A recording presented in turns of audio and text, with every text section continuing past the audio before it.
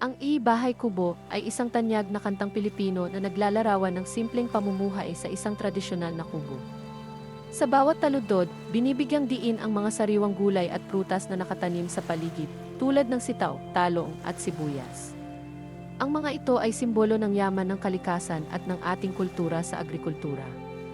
Ang bahay kubo mismo ay hindi lamang isang tahanan, ito ay simbolo ng pagkakaisa at pagtutulungan ng pamilya. Sa kabila ng pagiging simple, ang kubo ay puno ng mga alaala at kwento ng mga tao. Ang kantang ito ay nagtuturo sa atin ng pagpapahalaga sa mga bagay na madalas nating ipinagwawalang bahala. Sa bawat pag-awit, naaalala natin ang mga masayang sandali sa ating mga probinsya, ang mga pagtulong sa mga magulang sa pagtatanim, at ang mga salu-salo kasama ang pamilya. Ang Bahay Kubo ay hindi lang isang kanta, ito ay isang paalala ng ating mga ugat at ng ating pagmamahal sa kalikasan.